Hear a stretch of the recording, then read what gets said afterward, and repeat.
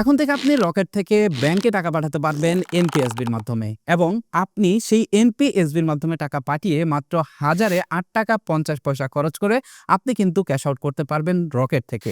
দেখুন আমি আমার রকেট অ্যাকাউন্টে লগইন করে রেখেছি অ্যাপের ভিতরে। এবার দেখুন এখানে একটা অপশন আছে ফান্ড ট্রান্সফার নামের। এখান থেকে আমি এই ফান্ড ট্রান্সফার এই লেখাটিতে ক্লিক করলাম। এখানে ক্লিক করার পর দেখতে পাচ্ছেন এখানে অ্যাড আছে এনপিএসবি নামের একটা অপশন। এটা কিন্তু আগে ছিল না, এটা রিসেন্টলি যুক্ত হয়েছে। এবার এখানে দেখতে পাচ্ছেন এনপিএসবির ভিতরে বেশ কয়েকটা অপশন রয়েছে। তার ভিতরে রয়েছে ব্যাংক, এমএফএস, কার্ড, পিএসপি।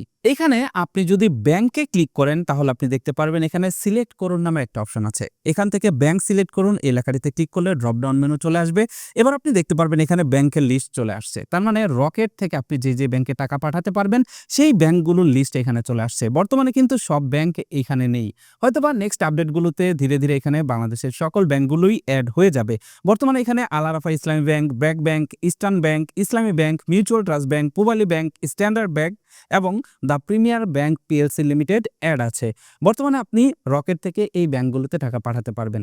আপনি যদি রকেট থেকে এই ব্যাংকগুলোতে টাকা পাঠান তাহলে হাজারে আপনার অ্যাকাউন্ট থেকে চার্জ করা হবে ৳৮.৫০ এবং আপনি যদি আপনার ব্যাংকে টাকাটা সেন্ড করেন তাহলে কিন্তু আপনি ব্যাংকের এটিএম কার্ড ব্যবহার করে সেই টাকাটা ফ্রিতে উঠাতে পারবেন। তার মানে রকেট থেকে যে আপনি ক্যাশ আউট করতেন সেই ক্যাশ আউট চার্জ কিন্তু ৳১৬.৭০ কাটতো। সেই সাথে যদি এটিএম থেকে উইথড্র করতেন সেখানেও কিন্তু আপনার হাজারে ৳৯ কাটতো। এখন আপনি আগের থেকেও আরো ৫০ পয়সা কমে কিন্তু আপনি ব্যাংকের মাধ্যমে ক্যাশ আউট করতে পারছেন। এবার মনে করেন আপনি এখান থেকে ব্র্যাক ব্যাংকের ভিতরে আপনি টাকা ট্রান্সফার করবেন। এর জন্য এখান থেকে আপনি ব্র্যাক ব্যাংক সিলেক্ট করবেন। ব্র্যাক ব্যাংক সিলেক্ট করার পরে এখানে নিচে দেখতে পাচ্ছেন অ্যাকাউন্ট নাম্বার। এবার আপনি যেই ব্র্যাক ব্যাংকে টাকাটা ট্রান্সফার করবেন সেই ব্র্যাক ব্যাংকের অ্যাকাউন্ট নাম্বারটা এখানে টাইপ করে দিবেন। অ্যাকাউন্ট নাম্বার দেওয়ার পর নিচে রেফারেন্সের ঘর রয়েছে। এবার আপনি চাইলে এখানে রেফারেন্স দিয়ে দিতে পারেন অথবা এখানে রেফারেন্সের জায়গায় আপনার যে কোনো কাস্টম নোট আপনি কিন্তু লিখে দিতে পারেন। তো আমি এখানে একটা রেফারেন্স দিয়ে দিলাম। এরপর টাকার পরিমাণ এখানে আমি ৳১,০০০ দিয়ে দেখাচ্ছি আপনাদেরকে। এখানে আমি ১,০০০ টাইপ করে দিলাম। এবার জাস্ট এখান থেকে পরবর্তী লেখাতে ক্লিক করবেন। পরবর্তী লেখাতে ক্লিক করলে দেখতে পারবেন প্রেরকের অ্যাকাউন্ট এবং প্রাপকের অ্যাকাউন্ট দেখাবে। টাকা পাঠানোর আগে অবশ্যই এখানে একটা জিনিস খেয়াল করবেন, আপনার যে অ্যাকাউন্ট নাম্বারটা এটা কিন্তু আপনি বারবার ক্রস চেক করে নেবেন অ্যাকাউন্ট নাম্বার যেন ভুল না হয়।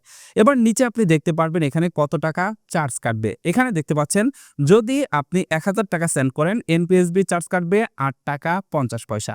এবার জাস্ট রকেটের পিনটা দিয়ে এখান থেকে ট্যাপ করে ধরে রাখলেই আপনার রকেট অ্যাকাউন্ট থেকে টাকাটা ট্রান্সফার হয়ে যাবে এনপিএসবির মাধ্যমে আপনার ব্র্যাক ব্যাংকে। একইভাবে আপনি চাইলে এখান থেকে অন্যান্য যে ব্যাংকগুলো আছে সেই ব্যাংকগুলো সিলেক্ট করে আপনি কিন্তু এখান থেকে পরবর্তী লেখাতে ক্লিক করলেই দেখতে পারবেন এখানে কিন্তু এনপিএসবি চার্জটা দেখাবে। আপনি চার্জ দেখে আপনি পিন নাম্বার দিয়ে জাস্ট ট্যাপ করে ধরে রাখলেই কিন্তু রকেট থেকে আপনার ব্যাংক অ্যাকাউন্টে টাকাটা চলে যাবে।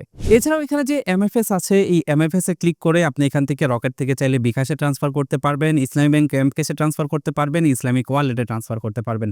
কিভাবে বিকাশ থেকে রকেটে ট্রান্সফার করতে হয় এই বিষয়ে আমাদের চ্যানেলে ভিডিও আছে, সেই ভিডিওটি চাইলে আপনি দেখে নিতে পারেন। আশা করছি খুব শীঘ্রই এই এনপিএসবি অপশনটা বাংলাদেশের যতগুলো এমএফএস সার্ভিস আছে প্রত্যেকটা এমএফএস সার্ভিসে চলে আসবে এবং ইন্টারঅপারেবল সিস্টেমের মাধ্যমে এক এমএফএস থেকে আরেক এমএফএস এর ভিতরে খুব সহজেই টাকা ট্রান্সফার করা যাবে। তো কেমন লাগলো আপনার এই এনপিএসবি ফিচার সেটা কমেন্ট করে জানাবেন। সেই সাথে আজকের ভিডিওটি কেমন লাগলো এটাও কমেন্ট করে জানাবেন। That's it for now, take care, bye by.